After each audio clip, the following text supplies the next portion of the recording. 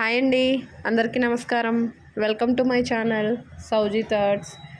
పోలిపాడ్యమి కథ విందాం వచ్చేయండి. కథ పూర్వం ఒక పల్లెటూరులో ఒక చాకలి కుటుంబం జీవిస్తూ ఉండేది. వారికి 7 కుమారులు.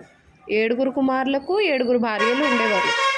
ఆ 7 భార్యల్లో చివరిదైన పోలి అను అమ్మాయి కలదు. ఆమె చాలా బీద కుటుంబం నుండి వచ్చినది. అందువల్ల అత్తగారు పోలిని కొద్దిగా వివక్షగా చూస్తుండేది. ఒకానొక కార్తీక మాసమున అత్తగారు మిగిలిన 6 తోటికోడళ్ళు మొత్తం అంతా పోలికి అప్పగించి నదీ స్నానానికి వెళ్ళిపోతుండేవారు. మొత్తం పని భారం అంతా పోలి చూస్తుండేది. కార్తీక మాసం చివరి రోజున అనగా కార్తీక అమావాస్య రోజున పోలి అనుకుంది, నేను కూడా నదికి వెళ్ళి స్నానం చేసి దీపం వదిలిపెట్టాలి అని మనసులో కార్తీక మాసం అంతా అనుకునేది. అయినప్పటికీ అత్తగారికి తోటికోడళ్ళకి భయపడి వెళ్ళలేకపోయినది.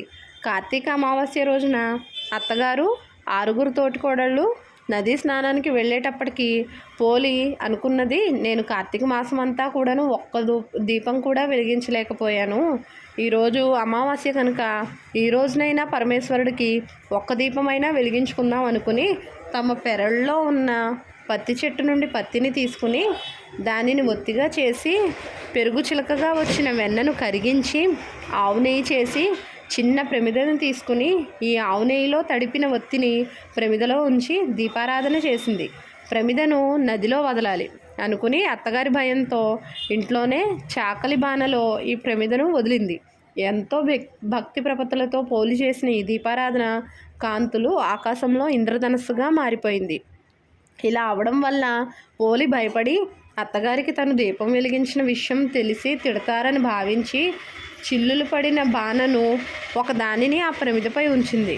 కానీ విల్లులున్న బాణ కానడం చేత విల్లుల నుండి ఆ దీపకాంతి నేరుగా వైకుంఠం దాకా వెళ్ళేటప్పటికీ విష్ణుమూర్తి పోలి భక్తికి ఆనంద పరవశుడై విష్ణుదూతలను పంపి పోలిని పుష్పక విమానంలో తీసుకురమ్మన్నారు.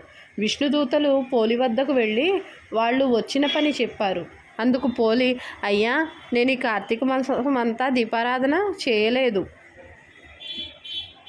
ఈ అమావాస్య నాడు మాత్రమే దీపారాధన చేశాను. నేను కాకుండా మా ఊళ్ళో నా పేరు గలవారు ఇంకా ఉన్నారు.